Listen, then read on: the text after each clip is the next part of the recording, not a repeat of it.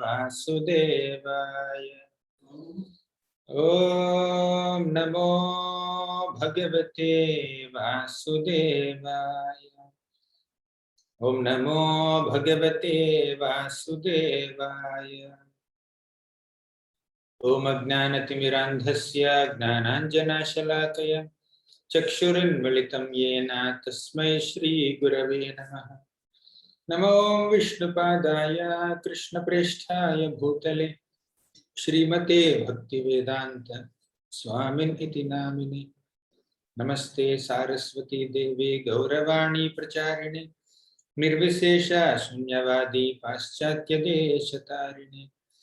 जय श्री कृष्ण चैतन्य प्रभु नित्यानंद श्री अद्वैत गदाधर श्रीवासादि गौर भक्त वृंद।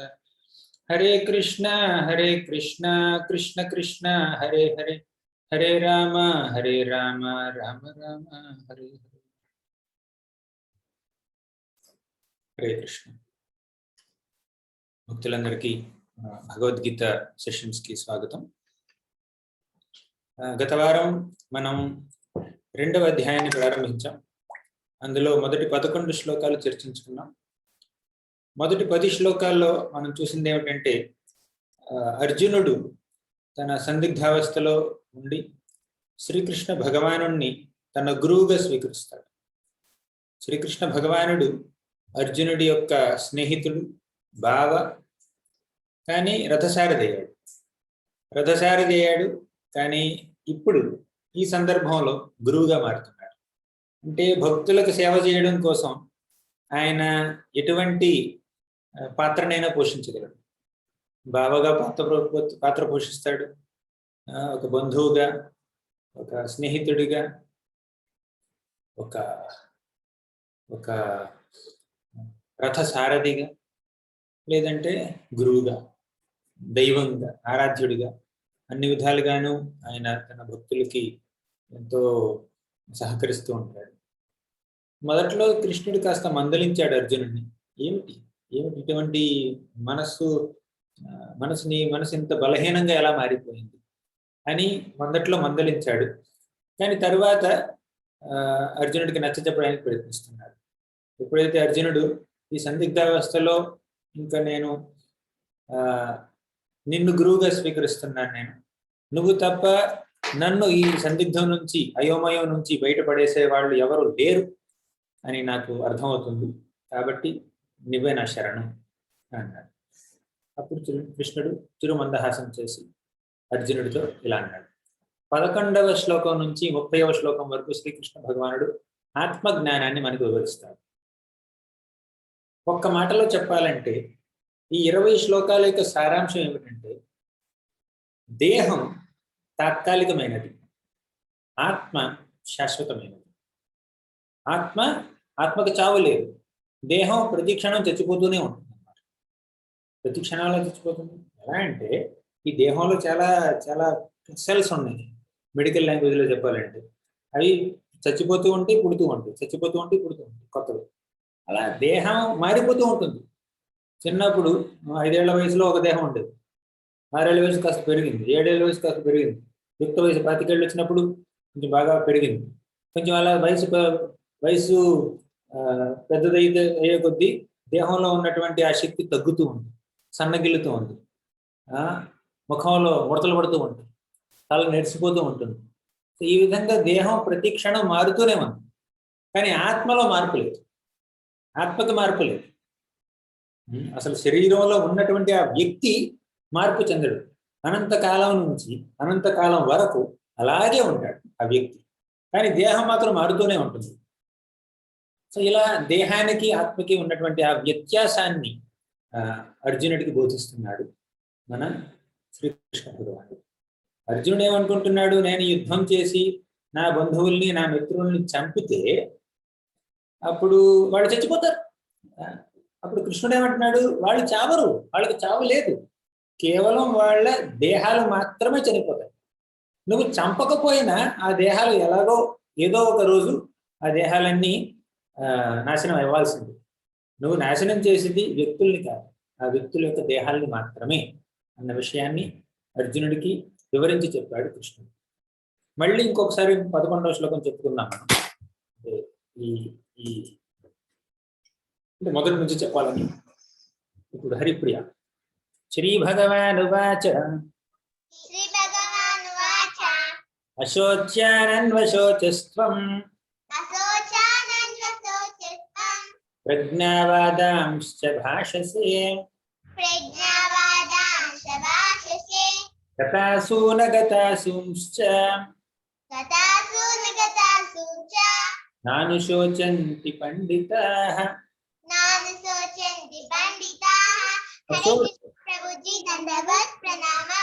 అశోచ్యాన్ అన్వశోచస్త్వం అంటే శోకింపదగని వాటి గురించి నువ్వు శోకిస్తున్నావు, అనవసరమైన వాటి గురించి నువ్వు బాధపడుతున్నావు. ప్రజ్ఞావాదాంశ భాషసే, ఏదో ప్రజ్ఞావంతుడిగా విద్యావంతుడిగా పండితుడిగా మాట్లాడుతున్నాను అనుకుంటున్నావు నువ్వు, కానీ దేని గురించి అయితే శోకించకూడదో దాని గురించి శోకిస్తున్నావు.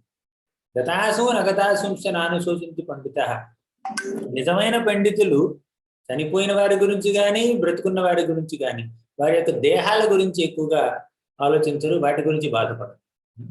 ఇది కృష్ణుడు అనేది. మనం ఇంతకుముందు చెప్పుకున్నాం, ఈ శరీరం అనేది కేవలం మనం వేసుకునే దుస్తులు వంటిది. ఎలా అయితే దుస్తుల్ని మనం పాతపడగానే మార్చేస్తామో అదేవిధంగా శరీరం కూడా పాతపడగానే దానంతట అదే మారిపోతుంది. మనకు స్థూల శరీరం ఉంది, సూక్ష్మ శరీరం ఉంది. ఈ స్థూల సూక్ష్మ శరీరాల వెనుక ఉన్నది శాశ్వతమైనటువంటి ఆత్మ, జీవాత్మ. ఆ జీవాత్మకి తోడుగా ఉండేది పరమాత్మ. ఇవన్నీ మనం ఇంతకుముందు చెప్పుకున్నాం. తర్వాత ప్రభుపాదుల వారు ఒక పిల్లవాడిని పిలిచి అడిగారు, నాయన ఇదేమిటి అంటే, ఆ పిల్లవాడిని నా ముక్కు, నా కన్ను, నా చెవి, నా చెయ్యి, నా కాలు అలా అన్నాడు. నా కాలు నా దేహం అంటున్నాడే తప్ప నేను దేహాన్ని అనట్లేదు. ఇదంతా మనం చెప్పుకున్నాం ఇంతకుముందు. ఎవరైనా మునిగిపోతున్నప్పుడు, ఏదో ఒక నదిలోనో సముద్రంలో మునిగిపోతున్నప్పుడు మనం ఆ వ్యక్తి మీద దయ చూపిస్తామా, వ్యక్తిని కాపాడడానికి ప్రయత్నిస్తామా, లేక ఆ శరీరం ధరించినటువంటి దుస్తుల్ని కాపాడడానికి ప్రయత్నిస్తాం? ఖచ్చితంగా వ్యక్తినే కదా. అదేవిధంగా ఎలా అయితే దుస్తులు శరీరాన్ని కప్పి ఉన్నాయో అదేవిధంగా ఆత్మని కప్పి ఉంది ఈ దేహం. దేహం కన్నా ఆత్మ ముఖ్యం. సో ఆ విషయాన్ని మన శ్రీకృష్ణ భగవానుడు అర్జునుడికి ఎన్నో విధాలుగా చెప్తున్నాడు. అర్జునుడు ధర్మశాస్త్రాన్ని, అర్థశాస్త్రాన్ని చెప్పాడు ఇక్కడ మొదటి అధ్యాయంలో. ఇప్పుడు శ్రీకృష్ణ భగవానుడు ఆత్మజ్ఞాన శాస్త్రాన్ని చెప్తున్నాడు. తర్వాత 2వ శ్లోకం అంటే 12వ శ్లోకం ఈ సెక్షన్లో. జయ కృష్ణ. నత్వేవాహం జాతు నాసం నత్వం నేమే జనాధిపాః నచైవ న భవిష్యామః సర్వే వయమతః పరం.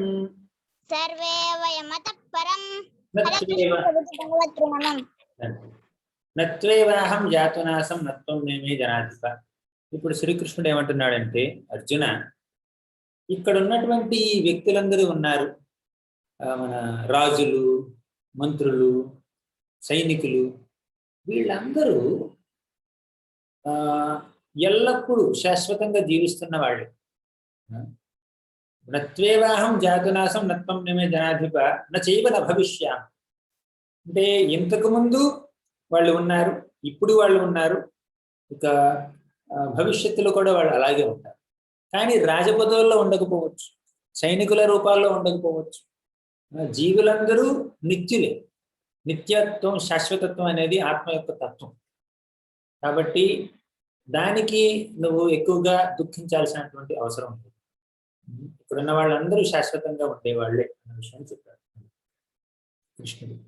అసంఖ్యాకమైనటువంటి జీవులకు వారి వ్యక్తిగత కర్మ ఫలాలను బట్టి పరమాత్మ వారిని పోషిస్తున్నాడు, వారి యొక్క కోరికలకు ప్రతిస్పందిస్తూ ఉన్నాడు. అటువంటి దేవాది దేవుడు పరమాత్మ రూపంలో ఆత్మకి చాలా సన్నిహితంగా ఉంటూ ఆత్మకి ఎటువంటి కోరికలు ఉన్నాయో ఆ కోరికలను తీర్చడానికి దోహదపడుతూ ఉన్నాడు ఎన్నెన్నో దేహాల్లో.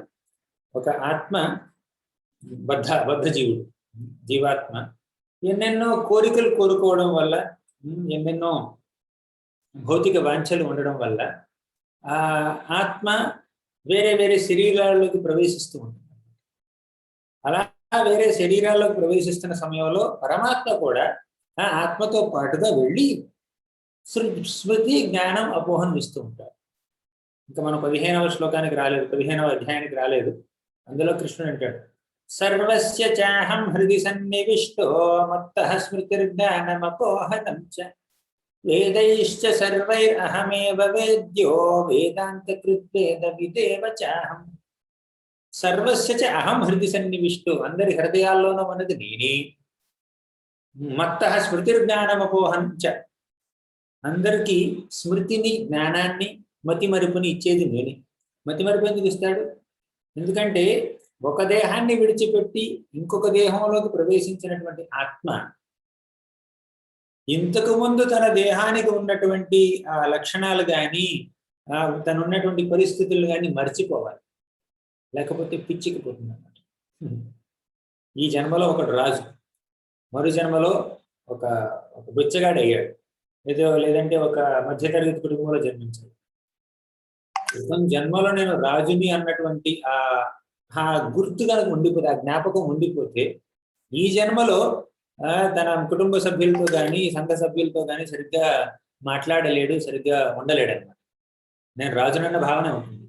కాబట్టి ఇంతకు ముందు జన్మలో ఉన్నటువంటి ఆ పరిస్థితులు కానీ ఆ వ్యక్తులు కానీ వాటన్నింటినీ మర్చిపోవాలి. కానీ కోరికలు ఉన్నాయి చూడండి, అవి గుర్తు తెచ్చుకొని ఈ కొత్త పరిస్థితుల్లో ఆ కోరికలు తీర్చుకోవడానికి ప్రయత్నిస్తాడు కొత్త జీవుడు. వీటన్నింటికి మన పరమాత్మ సహకరిస్తూ ఉంటాడు అన్నమాట. ఎందుకంటే పరమాత్మ ఎవరిని ఫోర్స్ చేసి భక్తులుగా మార్చాడు. భగవంతుడికి ఫోర్స్డ్ భక్తి అక్కర్లేదు. ఆయనకి సహజసిద్ధమైనటువంటి భక్తి, మనం ప్రేమతో చేసేటటువంటి భక్తి కావాలి. వ్యక్తిత్వం శాశ్వతంగా కొనసాగుతుంది. మనం ఒక ఆత్మ అనేది ఒక వ్యక్తి, సోల్ ఇస్ ఎ పర్సన్, వ్యక్తి. వ్యక్తిత్వాన్ని ఎప్పుడు కోల్పోదన్నమాట ఆత్మ. కొంతమంది అంటుంటారు నిర్వికారవాదులు, నిర్విశేషవాదులు ఏమనుకుంటారంటే, ఒకసారి ఆత్మకి ముక్తి లభించిన తర్వాత ఆత్మకి ఎటువంటి వ్యక్తిత్వం ఉండదు, ఆత్మకు ఒక రూపం ఉండదు, ఒక గుణం ఉండదు, ఒక పేరు ఉండదు, ఒక బాంధవ్యాలు ఏమీ ఉండదు. ఆత్మ అంటే అలా నిర్వికారంగా అసలు బ్రహ్మ తేజస్సులో, బ్రహ్మ జ్యోతిలో లీనమైపోయి అస్తిత్వాన్ని కోల్పోతాడు ఆత్మ. అక్కడ ఎటువంటి కార్యకలాపాలు ఉండవు, సంబంధ బాంధవ్యాలు ఉండవు, అది మోక్షలోకం అని కొంతమంది అనుకుంటూ ఉంటారు. కానీ ఎటువంటి పరిస్థితుల్లోనైనా ఈ బద్ధజీవుడిగా ఈ భౌతిక ప్రపంచంలో ఉన్న, సిద్ధ పురుషుడిగా ఆధ్యాత్మిక ప్రపంచంలో ఉన్న, వైకుంఠంలో ఉన్న ఆత్మ అనేది వ్యక్తిత్వాన్ని ఎప్పుడు కోల్పోదు. ఆత్మ ఒక వ్యక్తి.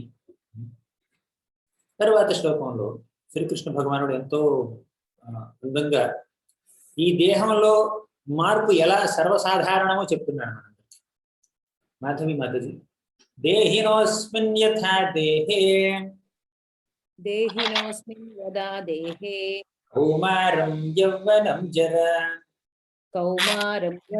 జరా తథా దేహాంతర ప్రాప్తిః ధీరస్తత్ర న ముహ్యతే.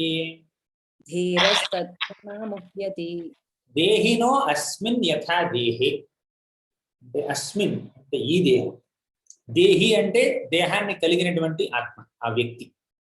ఒక దేహంలో ఉన్నటువంటి వ్యక్తిని దేహి అంటారు. దేహినో అస్మిన్ యథా దేహి, ఒక దేహంలో ఉన్నటువంటి ఆ దేహి అంటే ఆ వ్యక్తి ఎలా అయితే కౌమారం యవ్వనం జర, కౌమారం అంటే బాల్యావస్థ, మొదటి 5 ఏళ్ళు, తర్వాత కౌమారం తర్వాత వచ్చేది పౌగండం. పౌగండం అంటే 5 నుంచి 10 ఏళ్ల వయసుని పౌగండ వయసు అంటారు. 10 ఏళ్ల నుంచి 15 ఏళ్ల వరకు ఉన్నటువంటి వయసుని కౌమారం, కైశోరం అంటారు. 15 దాటిన తర్వాత 16 నుంచి 20 వరకు ముందు పైన దాన్ని యవ్వనం అంటారు. తర్వాత వృద్ధాప్యం వస్తుంది మెల్లిగా. అంటే ఇలా ఇన్ని దశల్లో ఒక వ్యక్తి పుట్టినటువంటి ఒక వ్యక్తి యొక్క జీవితం ఇన్ని దశల్లో ఉంటుంది అనమాట. ఆ దశలన్నింటిలో ఈ శరీరం పెరుగుతూనే ఉంటుంది కదా, శరీరం మార్పు చెందుతూనే ఉంటుంది కదా. దేహినోస్మిన్ యథా దేహే కౌమారం యవ్వనం జర. జర అంటే వృద్ధాప్యం, యవ్వనం అంటే యూత్, కౌమారం అంటే బాల్యం. 3 మాటల్లో చెప్పాలంటే అంటే బాల్యావస్థలో పుట్టినప్పటి నుంచి చచ్చిపోయే వరకు ఈ శరీరం ఎంతో మార్పు చెందుతూనే ఉంటుంది అనమాట. పుట్టిన పసికందు యొక్క బరువు చూశారనుకోండి, కొన్ని కేజీలు మాత్రం ఉంటుంది. అలా కాస్త పెరిగి పెద్దవాడాడు, 5 ఏళ్ళు 5 ఏళ్ళు 10 ఏళ్ళు పిల్లవాడు అయ్యాడు, 15-20 కేజీలు ఉండొచ్చు. అలా కాస్త యుక్త వయసులోకి వచ్చాడు, 60-70 సంవత్సరాలు ఉండొచ్చు, 60-70 కేజీలు ఉండొచ్చు ఒక వ్యక్తి, 6 అడుగుల వ్యక్తి. సో ఈ విధంగా శరీరం మార్పు చెందుతూనే ఉంది. ఎలా అయితే ఆత్మ, ఒక వ్యక్తి ఒకే జీవితంలో ఒకే శరీరంలో ఎన్నెన్నో మార్పులను అనుభవిస్తాడు. అంటే వ్యక్తి సేమే, వ్యక్తిలో మార్పు లేదు. ఆ వ్యక్తి ఉన్నటువంటి దేహాలు ఒక జీవితంలోనే ఇంత బాగా మార్పు చెందుతున్నాయి. ఆ దేహం బాగా కృషించిపోయి నశించే సమయం వచ్చినప్పుడు ఆ దేహాన్ని విడిచిపెట్టి వేరే దేహంలోకి వెళ్తాడు. అంతే, సింపుల్ కదా. అంటే ఒక జీవితంలోనే ఒక శరీరం నుంచి ఇంకో శరీరానికి వెళ్తున్నాం కదా.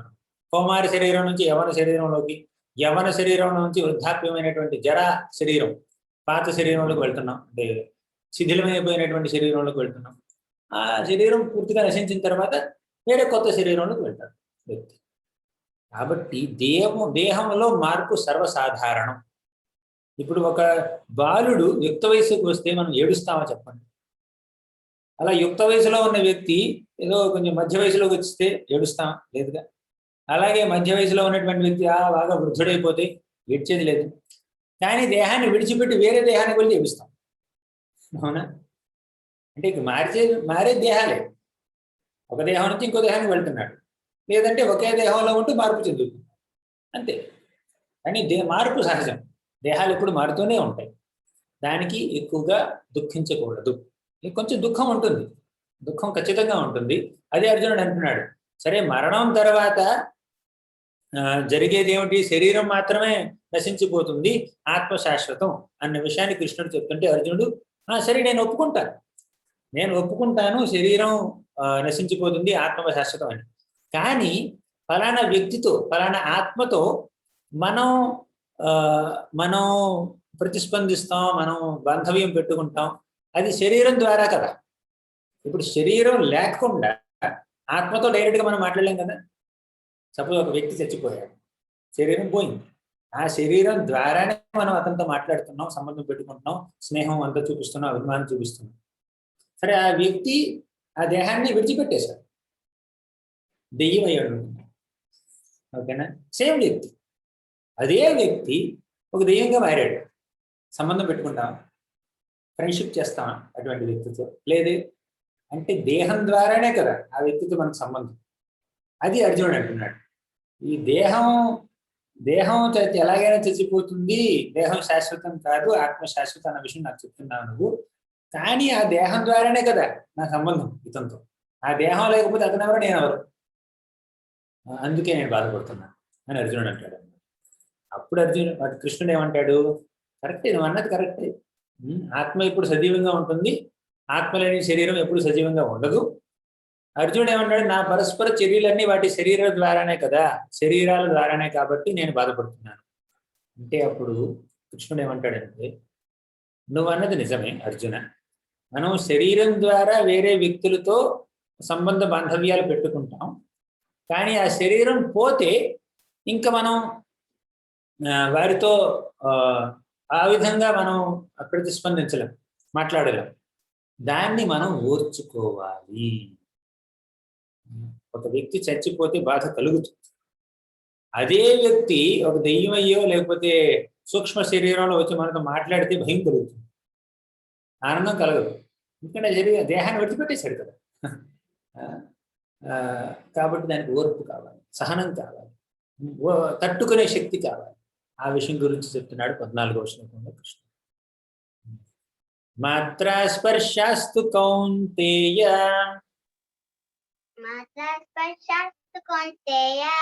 శీతోష్ణ సుఖ దుఃఖదాః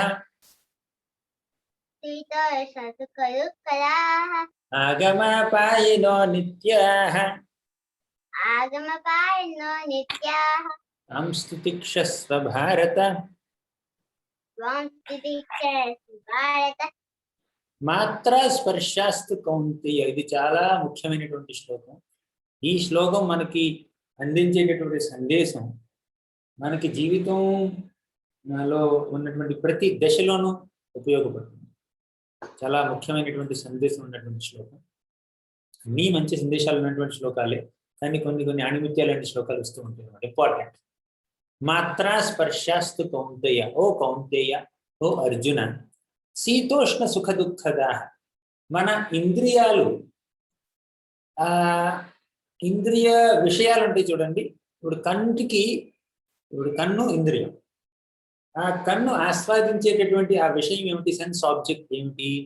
అందమైనటువంటి రూపం. నాలుక ఒక ఇంద్రియం. ఆ నాలుక ఎప్పుడు ఎదురు చూసేటటువంటి ఆ విషయం ఏమిటి? అది రుచికరమైనటువంటి ఆహారం. అలాగే చెవులు మధురమైనటువంటి సంగీతం. చర్మం ఏదైనా సాఫ్ట్గా ఉండి చక్కగా ఉండేటటువంటి ఏదైనా వస్తువు. సో ఈ విధంగా మన యొక్క ఇంద్రియాలు ఆ ఇంద్రియ విషయాల గురించి ఎప్పుడూ వెతుకుతూనే ఉంది. ఇంద్రియ తృప్తి కోసం, ఇంద్రియ భోగం కోసం ఇంద్రియాలు ఎప్పుడు ఆరాటపడుతూనే ఉంటాయి. ఆ ఆరాటం వల్ల మనకి ఏం జరుగుతుందంటే శీత ఉష్ణ సుఖ దుఃఖదా. చల్లదనం. ఉష్ణ అంటే వేడిగా ఉండడం. శీతాకాలం అంటాం చూడండి, చలికాలం. చల్లగా ఉండడం, తర్వాత వేడిగా ఉండడం. సుఖ దుఃఖ అంటే సుఖ దుఃఖాలు మీకు తెలిసింది. అంటే మనం ఈ జీవితంలో శీతోష్ణాల్ని సుఖ దుఃఖాల్ని ఎప్పుడు అనుభవిస్తాం? మన ఇంద్రియాల ద్వారా అనుభవిస్తాం. ఇంద్రియాలు ఆ ఇంద్రియ విషయాల్ని వెతికేటటువంటి ఆ ప్రయత్నంలో మనకు అప్పుడప్పుడు శీతోష్ణాలు సుఖ దుఃఖాలు ఎదురవుతూ ఉంటాయి. శీతోష్ణాల్ని మనం శరీరం ద్వారా అనుభవిస్తాం, సుఖ దుఃఖాలని మనసు ద్వారా అనుభవిస్తాం. అవునా? వేడిగా చల్లగా ఉన్నది శరీరానికి తెలుస్తుంది, సుఖం దుఃఖం మనసుకు తెలుస్తుంది. అది మనసు స్థలంలో మనం అనుభవిస్తాం. వాటిని మనం అనిత్యాలుగా గుర్తించాలి. ఆగమ ఆపాయినో అనిత్యా. ఆగమ ఆపాయన అంటే వస్తూ ఉంటాయి, పోతూ ఉంటాయి. ఇప్పుడు ఎండాకాలం వచ్చింది, ఉంది 3-4 నెలలు ఉంది. ఇప్పుడు జూన్ వచ్చేసింది కదా, ఒక వారం 10 రోజుల్లో వర్షాలు పడతాయి. వర్షాకాలం మొదలైపోతుంది. వర్షాకాలం అయిపోయిన తర్వాత వర్షాకాలం ఎల్లకాలం ఉంటుంది కదా. వర్షాకాలం అయిన తర్వాత మళ్ళీ శీతాకాలం మొదలవుతుంది, చలికాలం మొదలవుతుంది. చలికాలం అయిపోయిన తర్వాత మళ్ళీ ఎండాకాలం మొదలవుతుంది. కొన్ని ప్రదేశాలు ఎండాకాలం ఎక్కువ ఉంటుంది, వేరే కాలాలు తక్కువ ఉంటాయి, అది వేరే విషయం. కానీ జనరల్గా ఈ సీజన్స్, ఋతువులు, ఈ కాలాలు మారుతూనే ఉంటాయి. ఏ కాలం శాశ్వతంగా ఉండదు. ఇప్పుడు వేడిగా ఉంది ఏడవలసిన అవసరం లేదు. కొన్నాళ్ళు తట్టుకుందాం. ఇప్పుడు మే నెలలో ఏమనుకున్నాం మనం? సరే కొన్నాళ్ళు తట్టుకుందాం, వారం 10 రోజులు పోతుంది కదా, వర్షాలు మొదలవుతాయి, కాస్త చల్లగా ఉంటుంది అని అనుకుంటాం అన్నమాట. అంటే ఈ ప్రపంచంలో ఈ శీతోష్ణాలు సుఖ దుఃఖాలు వస్తూ ఉంటాయి, పోతూ ఉంటాయి. అవి అనిత్యాలు. అదేవిధంగా అప్పుడప్పుడు కొంతమందికి సుఖాలు కలుగుతూ ఉంటాయి, తర్వాత కష్టాలు కూడా కలుగుతుంది. సుఖం ఎల్లప్పుడూ ఉండదు. అందుకే సుఖం వస్తే పొంగిపోకూడదు, మరీ పొంగిపోకూడదు. కష్టం ఎల్లప్పుడూ ఉండదు, మరీ కృంగిపోకూడదు. కష్టం వస్తే ఉంటుంది, 2 రోజులు ఉంటుంది, 10 రోజులు ఉంటుంది. జ్వరం వచ్చింది, జలుబు వచ్చింది, కష్టంగా ఉంది. అది 2 రోజులు ఉంటుంది, 3 రోజులు ఉంటుంది, వారం 10 రోజులు ఉండొచ్చు. పెద్ద జబ్బు అయితే ఒక నెల రోజులు ఉండొచ్చు. కానీ జీవితాంతం అలా ఉండదు కదా. కాబట్టి మనం ఈ సుఖ దుఃఖాలు, శీతోష్ణాలు, జయాపజయాలు అన్ని తాత్కాలికాలు అని అర్థం చేసుకుని మనం దాని గురించి ఎక్కువగా ఆలోచించాలి. చేయవలసింది చెయ్యాలి. మరి వేడిగా ఉంటే ఫ్యాన్ వేసుకోండి, ఏసీ పెట్టుకోండి. అంటే ఏం చేయాలో చేయాలి. మన తాహత మేరకు, మన శక్తి మేరకు ఏం చేయగలమో అది అంతవరకు చేస్తాం. కానీ మరీ నిరుత్సాహపడకూడదు. దుఃఖం వచ్చేసింది కదా అని మరీ నిరుత్సాహపడి దిగాలపడిపోయి బాధపడిపోకూడదు. అలాగే సుఖం వచ్చింది కదా అని చెప్పి ఏదో జయం వచ్చింది కదా, ఫలానా ప్రాజెక్టులో నాకు సక్సెస్ వచ్చింది కదా అని చెప్పి మనం మరీ పొంగిపోయి, లేదంటే మరీ ఆత్మవిశ్వాసం, ఓవర్గా ఆత్మవిశ్వాసం, ఓవర్ కాన్ఫిడెన్స్ అంటారు చూడండి, అలా జరగకూడదు. తర్వాత ఎదుటి వాళ్ళని మనం తక్కువ చేసి చూడకూడదు. కొన్నిసార్లు బాగా డబ్బు ఉన్నా, ఐశ్వర్యం ఉన్నా, చదువు ఉన్నా, అందం ఉన్నా, మనం చేసే పనులన్నింటిలో సక్సెస్ మనకు వచ్చిన ఆత్మవిశ్వాసం చాలా పెరిగిపోతుంది. దాంతోపాటు గర్వం కూడా పెరిగిపోతుంది. సో అలా గర్వం పెరిగినటువంటి వ్యక్తులు ఎదుటి వాళ్ళని చిన్న చూపు చూస్తారు. ఇప్పుడుంది ఐశ్వర్య మదంతో నువ్వు వేరే వాళ్ళని తక్కువకు చేసి చూస్తున్నావు. ఆ ఐశ్వర్యం పోయిన తర్వాత వచ్చి మళ్ళీ వాళ్ళు కళలను పడతావు అంటుంటారు కొంతమంది. అంటే ఈ శరీరంలో ఉన్నంత వరకు సుఖ దుఃఖాల వల్ల, జయాపజయాల వల్ల, తర్వాత కష్ట నష్టాల వల్ల, తర్వాత శీతోష్ణాల వల్ల మనం ప్రభావితం అవుతాం, ఖచ్చితంగా అవుతాం. కానీ ఆ ప్రభావం మన మీద ఎంత తక్కువ ఉంటే అంత మంచిది. ఎందుకంటే అవన్నీ తాత్కాలికాలు. ఈరోజు డబ్బు ఉంటుంది, రేపు పోతుంది. ఈరోజు సుఖం ఉంటుంది, రేపు పోతుంది. ఈరోజు కష్టం కలుగుతుంది, రేపు పోతుంది. కాబట్టి మనం దానికి ఎక్కువగా ప్రాధాన్యత ఇవ్వకూడదు. అది కృష్ణుడు చెప్పేది. తాం స్థితిక్షస్వ భారత. తితిక్ష అంటే తట్టుకోవాలి, సహించాలి. ఇది కృష్ణుడు చెప్పేటటువంటి తీర్పు. ఇక్కడ ద్వంద్వాలు అంటారు చూడండి. ద్వంద్వాలు అంటే ఇవి సుఖ దుఃఖాలని ద్వంద్వాలు అంటారు. జయాపజయాలు, సుఖ దుఃఖాలు, వీటన్నింటినీ ద్వంద్వాలు అంటారు. దీన్ని ముందు చెప్తున్నాం. ఒక చిన్న కథ చెప్తాను, బంగారు ఉంగరం కథ. ఒకసారి ఒక రాజు తన మంత్రిని పిలిచాడు. ఆ మంత్రితో అంటున్నాడు, నాకు వచ్చే నెల నా జన్మదినం, ఇంకా 4 రోజులు ఉంది. ఆ జన్మదినానికి నువ్వు నాకు ఒక గిఫ్ట్ ఇవ్వాలి. ఏమిటా గిఫ్ట్, ఏమిటా బహుమతి? నువ్వు నాకు ఇచ్చేటటువంటి ఆ బహుమానాన్ని నేను చూసి నేను సుఖంగా ఉంటే దుఃఖాన్ని అనుభవించాలి, దుఃఖంలో ఉంటే సుఖాన్ని అనుభవించాలి. బాధలో ఉంటే నువ్వు ఇచ్చేటటువంటి ఏదైతే బహుమానం ఉందో ఆ బహుమానం చూసి నా బాధంతో పోవాలి. నేను ఆనందంగా ఉంటే ఆనందం కూడా పోవాలి. అంటే నా ఫీలింగ్ని ఆపోజిట్ చేయాలన్నమాట నువ్వు ఇచ్చే బహుమానం. అటువంటి బహుమానం కావాలి నాకు. ఫీలింగ్ ఆపోజిట్ ఎలా చేస్తాం? అటువంటి బహుమానం ఏంటి? ప్రపంచంలో ఇంకేం దొరకలేదా అడగడానికి అని చెప్పి మంత్రి కొంచెం కన్ఫ్యూజన్ వచ్చిందనమాట. సరే రాజు చెప్పాడు కదా అని చెప్పి అటువంటి బహుమానం ఎక్కడుందని వెతకడానికి మొత్తం ఊరంతా తిరిగాడు. 10 రోజులు అయిపోయింది, ఏం దొరకలేదు. 15 రోజులు అయింది, ఏం సొల్యూషన్ లేదు. 29 రోజులు అయింది, ఆఖరి రోజు 30వ రోజు వచ్చేసింది. ఇదిగా దిగాలు పెడతాడు. అటువంటి బహుమానం నేను ఎక్కడ సంపాదించాను, అసలు ఏం కావాలి ఈ రాజుకి అని ఏం పాలుపోలేదన్నమాట ఈ మంత్రికి. అప్పుడు అక్కడ కంసాలను చూశాడు అనమాట. కంసాలి అడిగాడు మంత్రిని, ఏంటి బాబు, ఏంటి ఇంత బాధలో ఉన్నావు నువ్వు?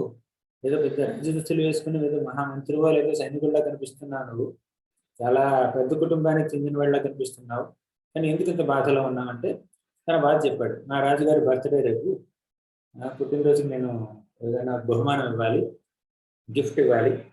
ఆ గిఫ్ట్ ఎలా ఇవ్వాలంటే దాన్ని చూసి మా రాజుగారు ఎటువంటి భావనలో ఉంటే ఆ భావనకి వ్యతిరేకమైనటువంటి భావన అనుభవించాలి. ఇంతే కదా, ఏం చేస్తాను అని చెప్పి మన ఈ కంసాలి లోపలికి వెళ్ళి ఒక మంచి ఉంగరాన్ని తయారు చేశాడు. ఆ ఉంగరం లోపల ఒక చిన్న బియ్యపు గింజను పెట్టాడు. ఆ బియ్యపు గింజ మీద ఒక చిన్నది రాశాడు. ఒక లైన్ రాసి ఆ బియ్యపు గింజని ఆ ఉంగరం లోపల పెట్టాడు. అది కనిపిస్తుంది అనమాట. వజ్రాలు పొడిగినట్టు ఉంగరం మధ్యలో అది చక్కగా కనిపిస్తుంది అన్నమాట. రాసిన దాన్ని ఇచ్చాడు.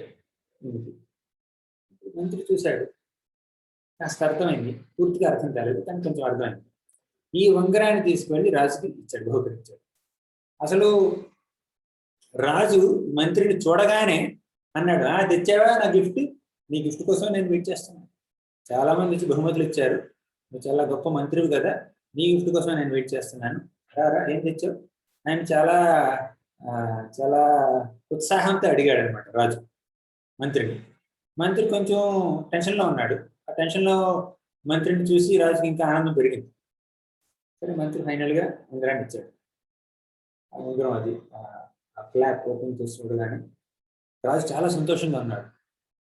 ముఖం మారిపోయింది, మనసులో ఆ సంతోషం ఎగిరిపోయింది. అది చూడగానే ఆ ఫీలింగ్ మారిపోయింది. ఏమిటా ఫీలింగ్? అందులో రాసింది ఏమిటంటే, నువ్వు ఇప్పుడు అనుభవించేటటువంటి ఈ పరిస్థితి అశాశ్వతం. ఇప్పుడు సుఖాన్ని అనుభవిస్తున్నావా, అది అశాశ్వతం. దుఃఖంలో ఉన్నప్పుడు చూడాలి మళ్ళీ, దుఃఖం కూడా అశాశ్వతం.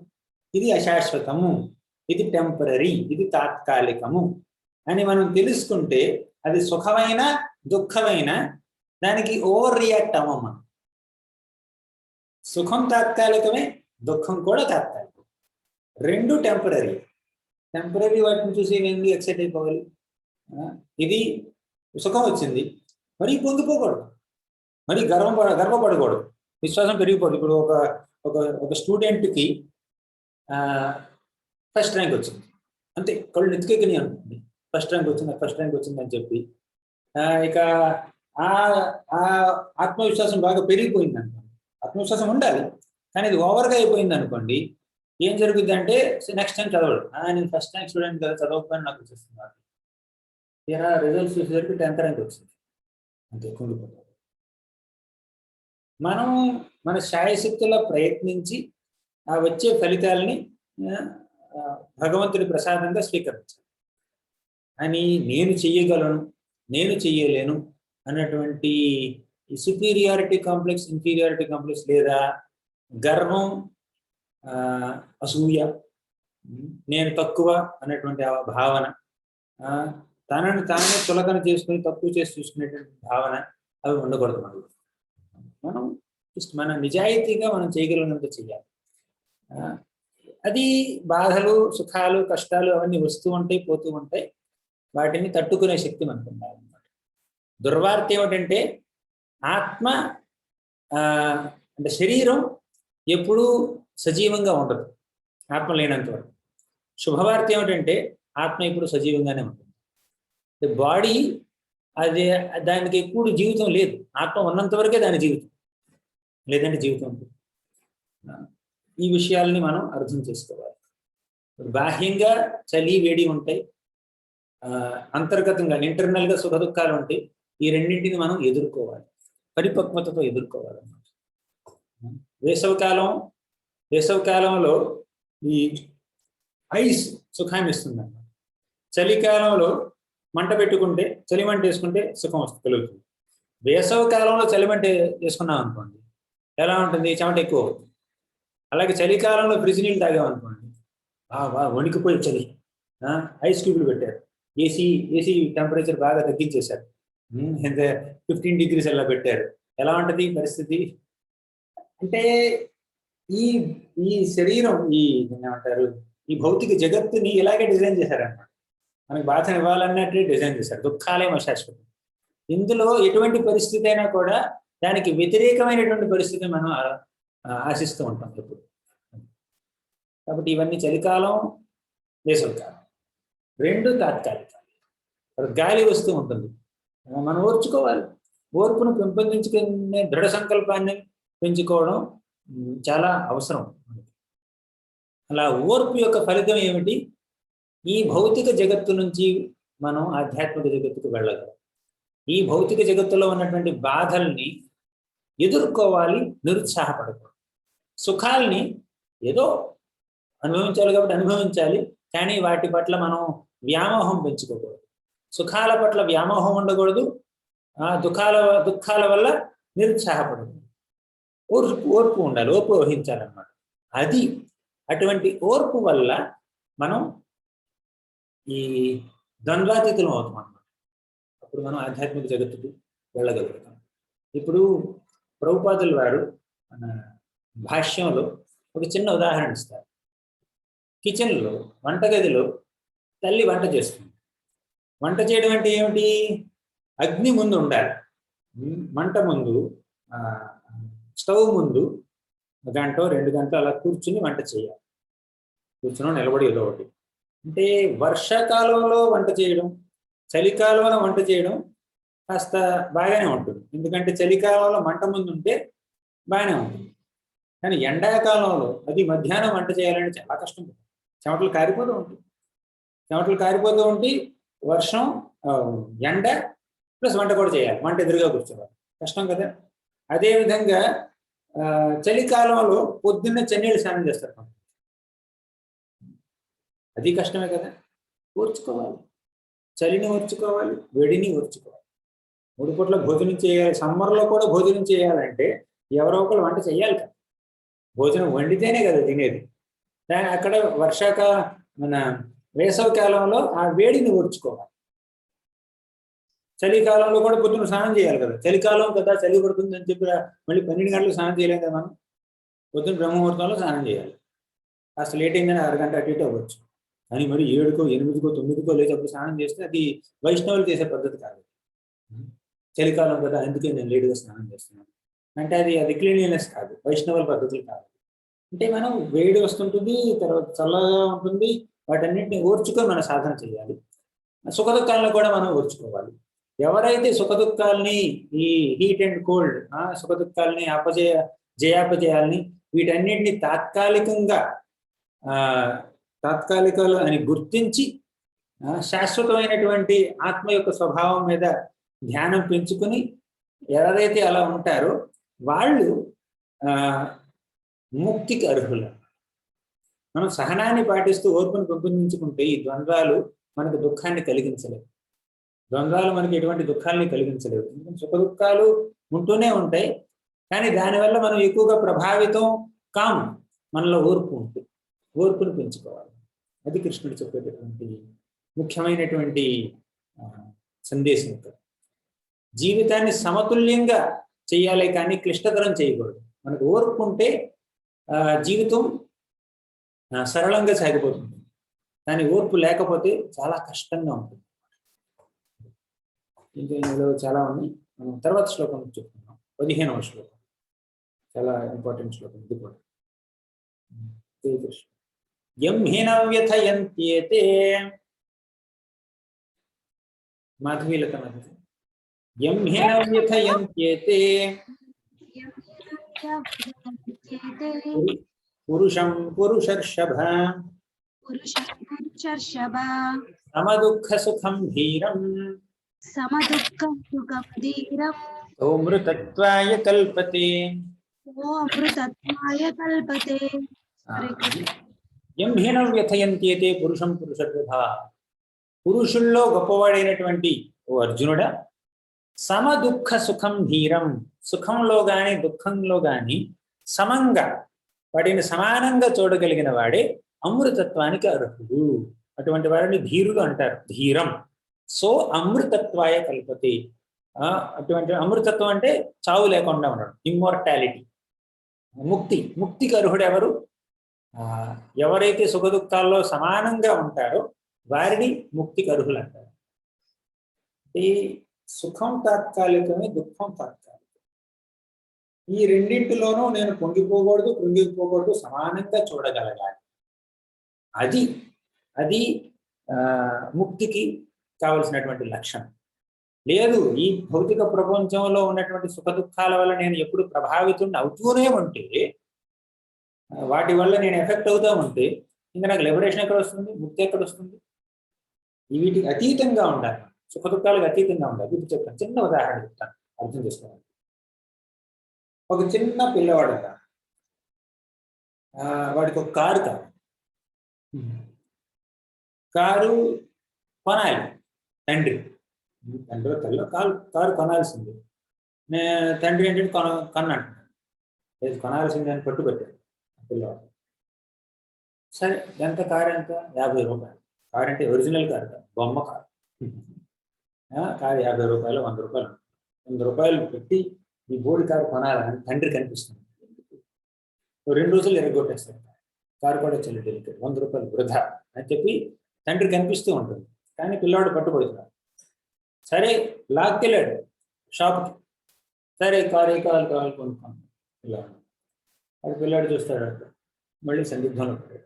కారు శాంక్షన్ అయింది, కానీ కారు కలరు పిల్లాడు చూసుకోవాలి కదా, పెద్ద తలకాయనకి. ఎర్ర కారు ఉంది, పచ్చ కారు ఉంది, గ్రీన్ కారు ఉంది, బ్లూ కారు ఉంది, 4 రకాల కలర్స్ ఉన్నాయి. ఏ కలర్ కారు తీసుకోవాలో కన్ఫ్యూజన్ అనమాట పిల్లవాడికి. సరే, కష్టపడి బ్లూ కార్ తీసుకున్నాడు తండ్రి. సరే, 100 రూపాయలు ఇచ్చేదానికి రెడీ అయ్యాడు. లేదా బ్లూ వద్దు, నాకు బ్లాక్ కార్ కావాలి. సరే, బ్లాక్ తీసుకున్నాడు. ఇప్పుడు ఆ డెసిషన్ ఎవరు తీసుకోవాలి? పిల్లాడు తీసుకోవాలి, తండ్రి తీసుకోవాలి. ఇప్పుడు పిల్లవాడు బ్లూ కార్ తీసుకున్నా, బ్లాక్ కార్ తీసుకున్నా, గ్రీన్ కార్ తీసుకున్నా, రెడ్ కార్ తీసుకున్నా తండ్రికి ఏంటి సమం అంత సేమే. 100 రూపాయలు వెళ్తుంది, పాకెట్లోంచి ఎంత వెళ్తుంది? 100 రూపాయలు వెళ్తుంది అంతే. నువ్వు ఏ కార్ తీసుకున్నా అది నీ ఇష్టం.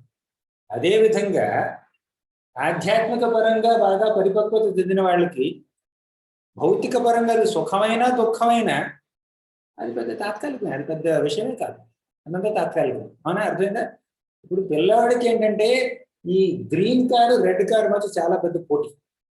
ఎందుకంటే పక్కింట్లో పిల్లవాడి దగ్గర రెడ్ కార్ ఉంది, నేను కూడా రెడ్ కార్ తీసుకుని వాడికి పోటీ పడినా, వాడికన్నా మంచి కలర్ బ్లూ కార్ తీసుకుని నాది బెటర్ అని చూపించుకోనా? వాడికి ఈక్వల్గా ఉండాలి, బెటర్ అని చూపించారా? నేను ఏదో ఎల్లో కార్ తీసుకుంటే వాడి కారు ముందు నాకు తక్కువ అయిపోద్దేమో అంటే ఇక ఏదో మనసులో ఏదేదో ఉంటుందన్నమాట ఆలోచన. ఈ ఆలోచనలన్నీ తండ్రి మనసులో ఉండవు. తండ్రి మనసులో ఉండేది 100 రూపాయలు కట్టాలి అంతే. నువ్వు ఏ కారు తీసుకుంటావో అది నీ ఇష్టం, 100 రూపాయలు కట్టడం నాకు. అదేవిధంగా అంటే తండ్రి ఏమిటంటే తండ్రికి పరిపక్వత ఉంది కదా, ఎక్స్పీరియన్స్ ఉంది, అనుభవం ఉంది. పిల్లవాడు అనుభవం లేదు, అందుకే చిన్న విషయానికి ఎంత ఎక్కువ ఆలోచిస్తున్నాడు. తండ్రి పరిపక్వత ఉంది కాబట్టి తండ్రి నిజమైన కారు కొనేది కూడా ఆలోచిస్తారనమాట. 8 లక్షలు ఇచ్చి 100 రూపాయలు కాదు, ఒక 8 లక్షలు 10 లక్షలు ఇచ్చి 15 లక్షలు ఇచ్చి కారు కొనాలంటే అప్పుడు ఆలోచిస్తాడు. ఎర్ర కారు తీసుకోవాలా, నల్ల కారు తీసుకోవాలా, గ్రే కలర్ తీసుకోవాలి, అప్పుడు ఆలోచిస్తారు తండ్రి. కానీ బొమ్మ కారు కొనేటప్పుడు అది ఆలోచించాడు. అవునా? అదేవిధంగా భక్తులు ఏమిటంటే భగవద్ధామానికి వెళ్ళడానికి ఆలోచిస్తాడు. భౌతిక పరంగా ఏమేమి జరుగుతున్నాయో పెద్దగా ఆలోచించడం. భౌతిక పరంగా ఏం జరిగినా సమదుఃఖ సుఖం లేదు. సుఖాన్ని దుఃఖాన్ని సమంగా ఎలా చూడగలుగుతారు చెప్పండి? ఎవరైనా చూడగలరు? సుఖం దుఃఖం ఆపోజిట్ కదా, వాటిని సమానంగా ఎలా చూస్తాం మనం? రెండు తాత్కాలికం కదా, అందుకే సమానం. అంటే వాటి యొక్క సహజమైనటువంటి లక్షణాలు చూస్తే రెండు వ్యతిరేకం. దుఃఖానికి ఆపోజిట్ సుఖం, కానీ రెండు సమానం ఎలా అయినాయి? రెండు తాత్కాలికం కదా, సుఖమైన తాత్కాలికమే, దుఃఖం కూడా తాత్కాలికమే, కాబట్టి రెండు సమానమే అని భక్తుల ప్రదేశం లేదు. నువ్వు చపాతీ పెట్టినా, ఇది అన్నం పెట్టినా, మంచినీళ్ళు ఇచ్చినా, మామిడికాయ ముక్కిచ్చినా, ఏమిచ్చినా ఆకలి తీరడం కోసం కదా, వాళ్ళు ఏది దొరికితే తినేస్తారు. మరి ఎక్కువ చాయిస్ పెట్టుకో కొంతమంది. అది సమదుఃఖ సుఖం ధీరం అమృతత్వాయ కల్పతే. మనకి అమృతత్వం కావాలంటే, ముక్తి కావాలంటే, మృతి లేనటువంటి జీవితం కావాలంటే, ఈ భౌతిక ప్రపంచంలో ఏ జన్మెత్తినా కూడా మనకి ఖచ్చితంగా చావు లభిస్తుంది. చావు లేకుండా ఉండాలంటే, అమృతత్వం కావాలంటే ఈ భౌతికపరమైనటువంటి సుఖ దుఃఖాల మీద ఎక్కువగా ధ్యాస పెట్టకూడదు. జరుగుతామంటే సుఖం కలుగుతుంది, దుఃఖం కలుగుతుంది, ఎక్కువ ఆలోచించింది. అది కృష్ణుడు అనేది. అది ఆత్మ సాక్షాత్కారం పొందేటటువంటి మార్గం. ఎవరైతే ఈ సుఖ దుఃఖాలని సమానంగా చూడగలరో, వాటిని తట్టుకోగలరో వారు ముక్తికి అర్హులు. ఇదే కృష్ణుడు చెప్పారు. తర్వాత 16వ శ్లోకం. వర్ధ ప్రియ ప్రభు నాసతో విద్యతే భావో నాసతో విద్యతే భావో నాభావో విద్యతే సతః నాభావో విద్యతే సతః ఉభయోరపి దృష్టోంతః ఉభయోర్దృష్ట్వాంతః తనయోస్తత్వదర్శిభిః త్వనయోస్తదర్శిభిః. హరే కృష్ణ. నాసతో విద్యతే భావో నాభావో విద్యతే సతః అంటే అసత్యమైనటువంటి ఈ దేహానికి ఒక అస్తిత్వం లేదు. ఈ దేహానికి ఒక పెర్మనెంట్ పొజిషన్ లేదు. నాభావో విద్యతే సతః అంటే ఆ శాశ్వతమైనటువంటి ఆత్మకి చావు లేదు, తాత్కాలికమైనటువంటి దేహానికి జీవం లేదు. ఉభయోరపి దృష్టోంతః తనయోస్తత్వదర్శిభిః. తత్వదర్శులు అంటే తత్వాన్ని దర్శించేటటువంటి గొప్పవాళ్ళు, వేదాంతులు, పండితులు, మహానుభావులు, వాళ్ళు ఈ శరీరం దాని చావుని ఎక్కువగా సీరియస్గా తీసుకోవడం.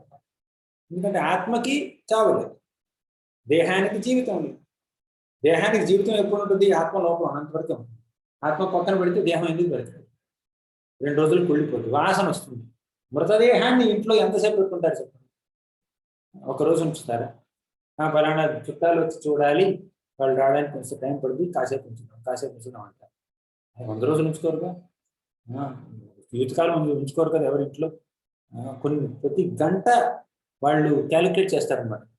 ఇంకొక గంట ఉంచాలంటే చాలా ఆలోచిస్తారు, 2 రకాలుగా ఆలోచిస్తారు. ఇంకో గంట ఉంచాలంటే ఇంకో 10 రకాలుగా ఆలోచిస్తారనమాట. అంటే ఆత్మ లేనటువంటి శరీరం ఒక గంట సేపు అయినా చూడడానికి పనికిరాదన్నమాట. ఆత్మ లేనటువంటి శరీరం. అటువంటి శరీరం పట్ల ఇంత వ్యామోహం, అది మన కృష్ణుడు చెప్పేటటువంటి సందేశం. ఇక్కడ తత్వదర్శులు, పండితులు వాటి గురించి ఎక్కువగా ఆలోచించడం. ఇప్పుడు వివిధ కణాలు, చర్యలు, ప్రతిచర్యల వల్ల, యాక్షన్స్, రియాక్షన్స్ వల్ల ప్రతి క్షణం శరీరం మారిపోతూనే ఉంది, వృద్ధాప్యం పెరుగుతూనే ఉంది. అందుకే తత్వదర్శులు ఏమంటున్నారు, అన్ని శారీరక మార్పులు ఉన్నప్పటికీ ఆత్మ శాశ్వతంగా ఉంటుంది, ఆత్మకి మార్పు లేదు, ఆత్మకి చావు లేదు. ఎవరైతే భద్రత కోసం అన్వేషిస్తారో, ఎప్పుడు నేను హ్యాపీగా ఉండాలనుకుంటారో, అటువంటి వాళ్ళు ఆత్మ యొక్క శాశ్వతత్వాన్ని గమనించి భక్తి మార్గాన్ని అన్వేషించాలన్నమాట. 17వ శ్లోకం మొదలుతమతు అవినాశితు తద్విద్ధి అవినాశితు తద్విద్ధి ఏన సర్వమిదం తతం ఏన సర్వమిదం తతం వినాశం అవ్యయస్య వినాశం అవ్యయస్య వినాశం అవ్యయస్యాస్య వినాశం అవ్యయస్యాస్య న కశ్చిత్ కర్తుమర్హసి అర్హతి న కశ్చిత్ కర్తుం అర్హతి. Thank you. అవినాశితు తద్విద్ధి ఏన సర్వమిదం తతం. ఏన సర్వమిదం తతం అంటే ఇదం అంటే ఈ శరీరం, సర్వమిదం అంటే ఆత్మ యొక్క ప్రభావం శరీరం మొత్తం ఉంటుందన్నమాట. ఆత్మ ఎప్పుడైతే మన ఒక దేహంలో ఉంటుందో, ఆ ఆత్మ ఆ దేహంలో ఉండడం వల్ల శరీరం మొత్తం ప్రభావితం అవుతుంది. అది ఏ విధంగా ప్రభావితం అవుతుంది? చైతన్యం ద్వారా. ఆత్మ యొక్క లక్షణం ఏమిటంటే చైతన్యం. సోల్ యొక్క లక్షణం ఏమిటంటే కాన్షియస్నెస్, చైతన్యం. అంటే ఆత్మ లోపల ఉన్నంత వరకే ఈ శరీరానికి చైతన్యం ఉంటుంది. ఇప్పుడు ఒక చిన్న సూది తీసుకుని ఇక్కడ వేలు చివర అలా పొడిచారనుకో, నొప్పి వస్తుందా లేదా? ఒక చిన్న ముళ్ళు కాలు చివర అలా అలా గుచ్చుకుంటే నొప్పి వస్తుందా?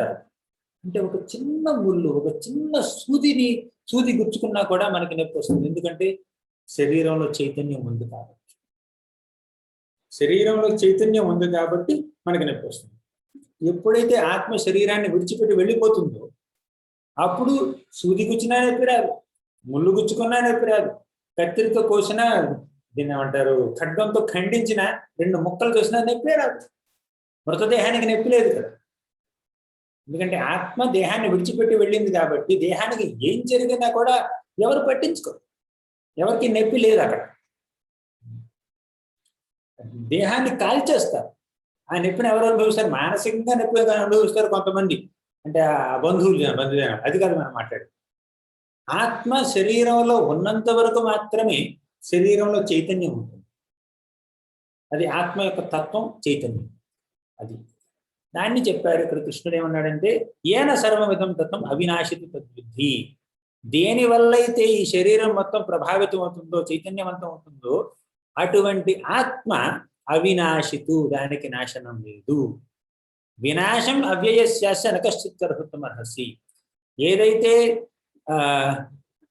చైతన్యం చేత ప్రభావితం అవుతుందో ఆ శరీరం, అది ఖచ్చితంగా నాశనం అయిపోతుంది అన్నమాట. దానికోసం ఇంత బాధపడవలసిన అవసరం లేదు.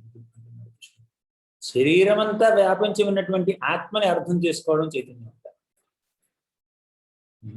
తర్వాత ఆత్మ యొక్క ఒక పరిమాణం కూడా చెప్పారు, ఎంత ఉందో. ఆత్మ వెంట్రుక కొనలో 10,000 వంతు అన్నమాట. ఒక వెంట్రుక కొన తీసుకుని దాన్ని 100 భాగాలు చేయండి, ఒక భాగాన్ని తీసుకుని మళ్ళీ 100 భాగాలు చేయండి. అది ఆత్మ యొక్క సైజు. అంటే ఆత్మ యొక్క సైజు అదా? యాక్చువల్లీ చెప్పాలంటే, నిజం చెప్పాలంటే అది కూడా కాదు. ఆత్మ ఎంతో సూక్ష్మంగా ఉంటుంది, దాన్ని మీరు చూడలేరు అని చెప్పడానికి ఇది ఒక ఉదాహరణ మాత్రమే. ఈ వెంట్రుక కొనలో 10,000 వంతుని మనం మన కళ్ళతో చూడగలమా? చూడలేం కదా. అదే విధంగా ఆత్మని కూడా మనం చూడలేము.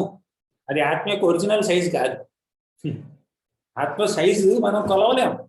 ఆత్మ ఆధ్యాత్మికం, స్పిరిచువల్. దాన్ని మనం మెటీరియల్ భౌతికపరమైనటువంటి కొలమానాలతో మనం కొలవలేం. భౌతికంగా ఉండే స్కేల్తో, టేపులతో, లేదంటే ఈ ఇనప ఏముంటుంది చూడండి, 1 కేజీ, 2 కేజీ, 3 కేజీలు, 5 కేజీల ఇనప గుళ్ళు ఉంటాయి చూడండి, దాంతో బరువు కొలవలేం మనం. ఆత్మని మనం ఎంత, దాని డైమెన్షన్స్ ఎంత, లెంగ్త్ ఎంత, పొడవు ఎంత, తర్వాత వెడల్పు ఎంత, అవన్నీ మనం కొలవలేం. ఎందుకంటే ఆత్మ స్పిరిచువల్. ఈ భౌతికమైన పరమైనటువంటి కళ్ళకి కనపడదు అన్నమాట. ఆత్మ మెటీరియల్ ఐస్కి కనిపించేది కాదు. అటువంటి ఆత్మకి ఒక ఇదే ఉండదు అనమాట, ఒక పరిమాణం ఉండదు భౌతిక పరంగా. తర్వాత జై కృష్ణ. అంతవంత ఇమే దేహ నిత్యస్యోక్తాః శరీరిణః అనాశినో ప్రమేయస్య తస్మాద్యుధ్యస్వ భారత. అంతవంత ఇమే దేహ. ఇది కృష్ణుడు ఏమంటున్నాడు ఇక్కడ, ఈ దేహం నిత్యస్యోక్త శరీరిణః, ఈ దేహం అంతవంతః, అంతం కలిగి, ఈ దేహానికి అంతం ఉంటుంది. అంతం లేని దేహం కాదు ఇది. ఏదో ఒక రోజు ఈ దేహం అంతం అవ్వాల్సింది. ఓకేనా? ఫస్ట్ లైన్ క్లియర్ కదా? అంతవంత ఇమే దేహ, ఈ దేహానికి అంతం ఉంటుంది, ఏదో ఒక రోజు ఇది నాశనం అయిపోవలసింది. 2 నిత్యస్య ఉక్తాః శరీరిణః, శరీరం అంతం ఉంది.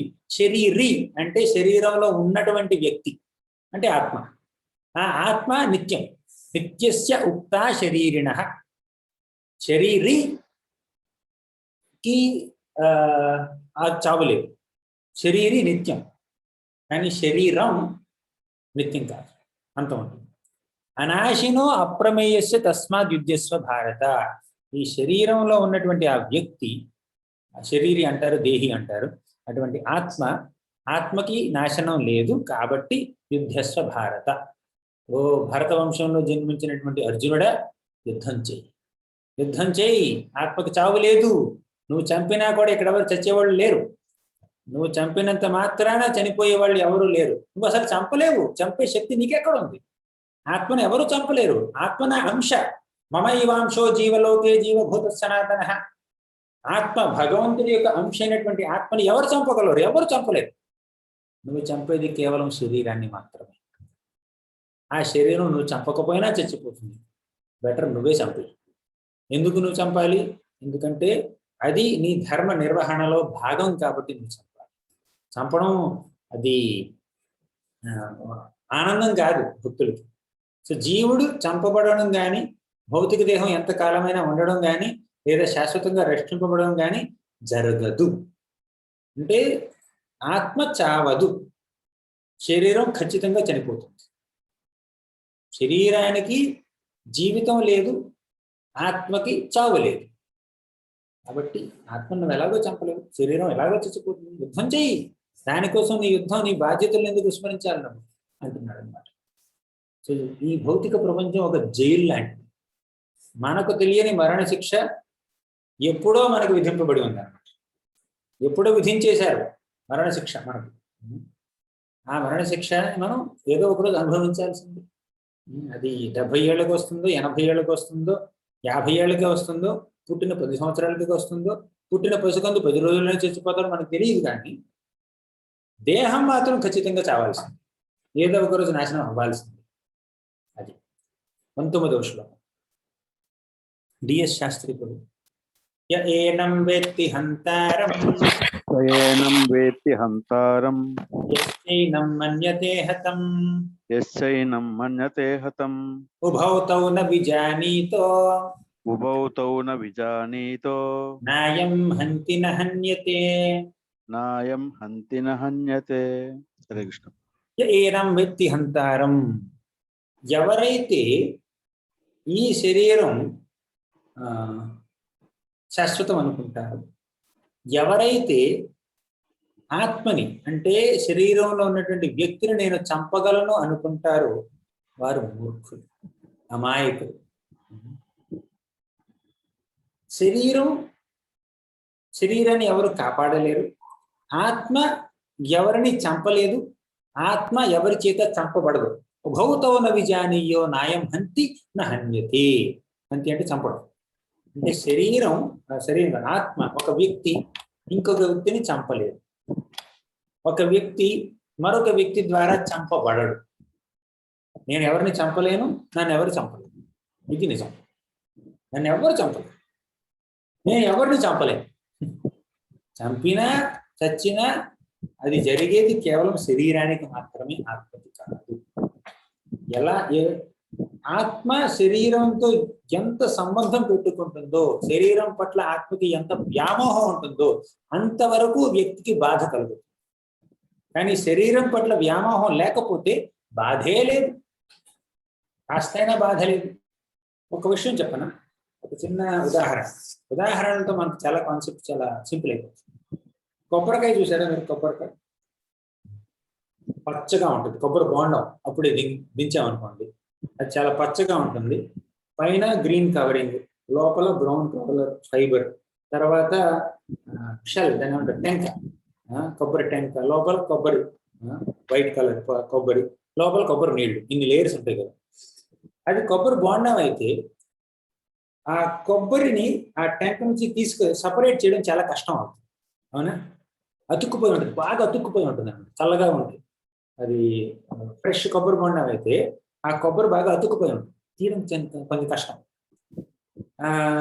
కొంచెం ముదిరింది అనుకోండి ఈజీగా వస్తుంది. బాగా ఎండిపోయింది అనుకోండి, అప్పుడు లోపల ఉన్నటువంటి కొబ్బరి ఆ పల్ప్ అంతా టెంకతో పూర్తిగా డిస్కనెక్ట్ అయిపోతుంది. బాగా ఎండిపోయినటువంటి కొబ్బరికాయని తీసుకుని ఇలా అనండి, లోపల అది కొట్టుకున్న శబ్దం కూడా తెలుస్తుంది. అవునా? ఇది తెలిసిందే కదా మీకు. అదేవిధంగా బాగా పరిపక్వత చెందినటువంటి ఒక భక్తుడు దేహంతో ఎక్కువ సంబంధం పెట్టుకోవాలి. కొబ్బరికాయ పచ్చిగా ఉన్నప్పుడు ఆ కొబ్బరి టెంకని కొబ్బరికాయని వేరు చేయడానికి కష్టపడాలి, కానీ ఎండిపోయినప్పుడు ఈజీగా వచ్చేస్తుంది. ఎండిపోయినప్పుడు కొబ్బరికాయని కొడితే లోపల కొబ్బరి అంతా ఎండు కొబ్బరిగా బయటకు వచ్చేస్తుంది అనమాట, పూర్తిగా అక్క ఫుల్ రౌండ్ మొత్తం బాల్ అంతా బయటకు వచ్చేస్తుంది అనమాట. చాలా ఈజీ, ఎందుకంటే లోపల అటాచ్మెంట్ లేదు, శరీరంతో అటాచ్మెంట్ లేదు. అదేవిధంగా భక్తులు బాగా పరిపక్వత చెందినటువంటి భక్తులు, బాగా పురోగతి చెందినటువంటి భక్తులు శరీరంతో ఎక్కువ సంబంధం పెట్టుకోరు. శరీరానికి ఏదో జరుగుతూ ఉంటుంది, వాళ్ళకి ఏం ఇది జరిగింది అది జరిగింది, శారీరకంగా వచ్చేటటువంటి సుఖాలకు వాళ్ళు కుంగిపోరు, శరీరానికి వచ్చే కష్టాలకు వాళ్ళు కుంగిపోరు. శరీరానికి ఏమేమి మార్పులు జరుగుతూ ఉంటాయి. లేదంటే శరీరంతో ఎక్కువ వ్యామోహం పెట్టుకుంటే ఇక్కడ ఒక చిన్న తెల్ల వెంట్రుక చూడగానే పూర్తిగా మనసులో రాయపడిపోతుంది, గుండెల్లో రాయపడిపోతుంది. తెల్ల వెంట్రుక చూసి తట్టుకోలేరు వాళ్ళు. నేను ముసలివాడిని అయిపోయాను, రంగు తీసుకురండి, రంగు రాసుకుంటారు. ఎంతకాలం రాసుకుంటారు సార్? శరీరం ముసలితనం వచ్చేస్తున్నప్పుడు ఎన్ని రంగులు రాసినా కూడా ముసలితనం తెలిసిపోతుంది. క్రీములు అరచేతి మందాన్ని రాసినా కూడా మొహంలో ముడతలు ఎవరైనా మార్చుకోగలరా, తగ్గించుకోగలరా? అంటే ముఖం మీద కాస్త రింకిల్స్ అంటారు చూడండి, ముడతలు పడిపోతాం ఉంటాయి. అంటే శరీరం శిథిలం అయిపోతున్న కొద్దీ, ముసలితనం వస్తున్న కొద్దీ ముఖం మీద ముడతలు పడిపోతూ ఉంటాయి. దాన్ని ఎవరు మార్చలేరు. ఎన్ని క్రీములు రాసినా, ఎన్ని ప్లాస్టిక్ సర్జరీలు చేసుకున్నా కూడా వయసును ఎవరు తగ్గించుకోగలరా? కాల గమనాన్ని ఎవరైనా మార్చలేరు కదా. కానీ శరీరం ముసలితనం అనుభవిస్తున్నా, తర్వాత తెల్లంట్రుకలు వచ్చేసిన, శరీరానికి ఏమైనా జబ్బులు వచ్చినా కూడా, రోగాలు వచ్చినా కూడా భక్తులు కృంగిపోరు. అంటే ఫిజికల్గా కాస్త పెయిన్ ఉండొచ్చు, అయ్యో నేను చచ్చిపోతానేమో, నా మనవరాలు పెళ్లి చూడకుండా చచ్చిపోతానేమో, ఇంటికి 4వ అంతస్తు చేయకుండానే చచ్చిపోతానేమో అని చెప్పి లోపల బాగా బాధపడరు వాళ్ళు. భగవంతుడు ఈ దేహాన్ని నాకు ఇచ్చాడు. ఎందుకు ఇచ్చాడు? ఇంతకుముందు నేను చేసినటువంటి కర్మాలకి ఫలితంగా ఇచ్చాడు. ఇప్పుడు దేహం వెళ్ళిపోతుంది అంటే కర్మ తీరిపోయింది నాకు, ఇక నేను భగవద్ధామానికి చేరుకోవచ్చు అని భక్తులు అనుకుంటారు. భక్తుల విషయంలో ఏమిటంటే వృద్ధాప్యం వచ్చినా, చావు వచ్చినా అది భగవద్ధామానికి, వైకుంఠానికి చేరుకునే మార్గం అనుకుంటారే తప్ప అయ్యో ఏదైనా కోల్పోతున్నాను నేను అనుకోదాను. అంటే శరీరం పట్ల, ఈ దేహం పట్ల దేహం ద్వారా వచ్చినటువంటి సంబంధ బాంధవ్యాల పట్ల వారికి ఎటువంటి వ్యామోహం ఉండదు. ఎలా అయితే ఎండు కొబ్బరి ఆ కొబ్బరి టెంక్కి పూర్తిగా డిస్కనెక్ట్ అయిపోయి ఉంటుందో, అసలు కొంచెం కూడా అటాచ్మెంట్ లేకుండా ఉంటుందో, అదే విధంగా పరిపక్వత చెందినటువంటి భక్తులకి ఈ దేహం వల్ల ఎక్కువగా వాళ్ళు బాధపడరు, సుఖపడరు. దేహానికి సుఖాలు వచ్చినంత మాత్రం వాళ్ళు పొందుకోరు, దేహానికి కష్టాలు వచ్చినంత మాత్రం వాళ్ళు పొందుకోరు. దేహంగా భౌతిక పరంగా ఎక్స్టర్నల్ గా సుఖాలు వచ్చినా కష్టాలు వచ్చినా ఏమనలేండి, సుఖం కూడా తాత్కాలికమే, కష్టం కూడా తాత్కాలికమే. అదనమాట వారు అర్థం చేసుకున్నది.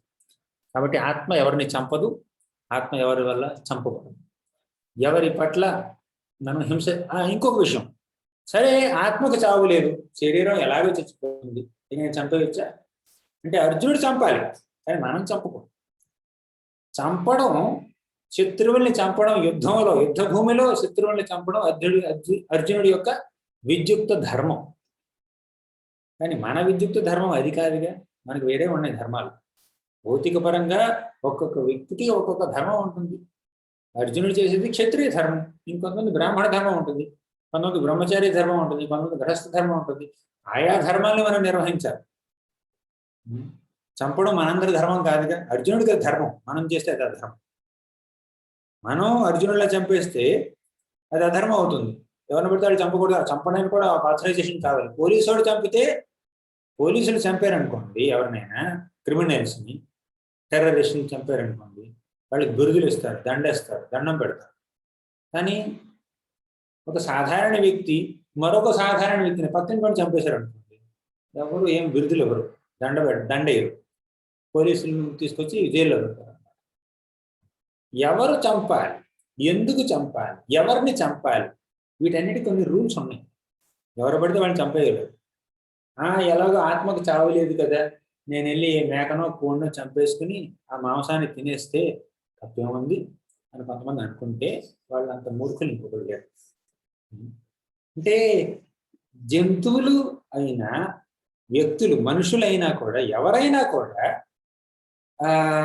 ఒక ఆత్మ ఒక శరీరంలోకి ప్రవేశిస్తే ఆ శరీరంలో కొంతకాలం ఉండాలి అన్నటువంటి ఒక రూల్ ఉంది. ఓకేనా? అది నిర్ణయిస్తారు, భగవంతుడు నిర్ణయిస్తారు, వారి కర్మ అనుసరించి. దానికి మధ్యలో మనం అడ్డుపేర్లు వేయడం ఎలా? మనం ఎందుకు వేయాలి అడ్డుపేర్లు? ఇప్పుడు ఫలానా ఒక ప్రాణికి ఒక దేహంలో ఇన్ని సంవత్సరాలు నేను నివసించాలి అని అలా రాసి పెట్టుకుంటే, మనం మధ్యలో వెళ్ళి ఆ ప్రాణిని చంపేస్తే మనకు కర్మ కలుగుతుంది. మళ్ళీ అదే ప్రాణి మళ్ళీ ఇంకో శరీరం ధరించి మనల్ని చంపుతుంది ఫ్యూచర్లో. కాబట్టి ఈ మాంస భక్షణ ఇవన్నీ ఏమిటంటే మన కర్మని పెంపొందించుకునే లక్షణాలు. భక్తులుగా మనం భక్తిని పెంపొందించుకోవాలి, కానీ కర్మని పెంపొందించుకోవాలి. ఆత్మకు చావు లేదు, శరీరం ఎలా అయినా చనిపోతుంది అన్న ఈ రెండు పాఠాలు మనం నేర్చుకుని ఎవరిని పడితే వాళ్ళని చంపకూడదు. ఎవరిని పడితే వాళ్ళని చంపడానికి లైసెన్స్ కాదు. భగవద్గీతలో ఈ అధ్యాయం మనం విచక్షణ జ్ఞానంతో మనం ప్రవర్తించాలి. ఎవరిని పడితే వారిని అలా వధించకూడదు. జంతువధ అత్యంత హేయమైనది, నీచమైనది. 20వ శ్లోకం ఎవరైనా చెప్తారా? సత్యసాయి ప్రభు.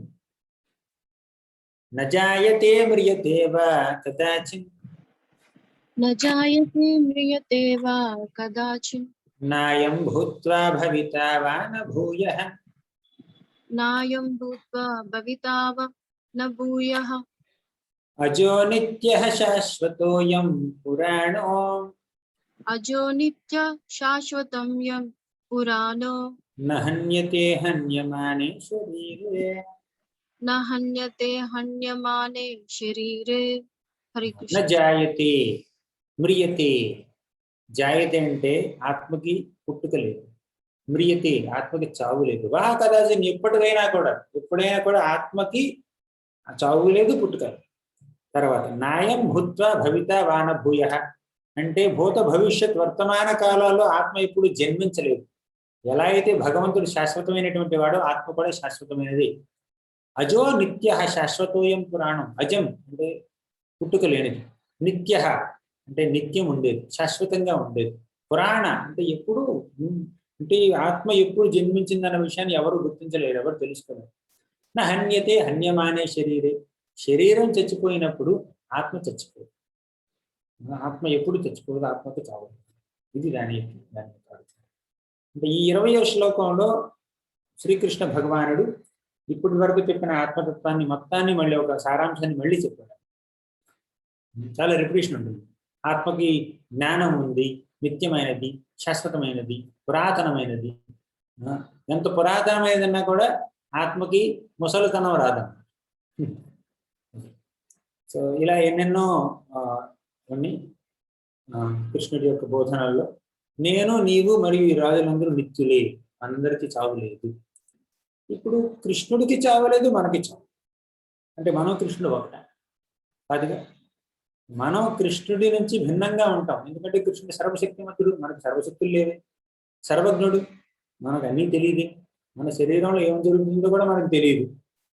కృష్ణుడికి ప్రతి ఒక్క వ్యక్తి యొక్క శరీరంలో ఏం జరుగుతుందో అంతా కృష్ణుడికి తెలుసు. కానీ మన శరీరంలో ఏం జరుగుతుందో కూడా మనకు తెలియదు.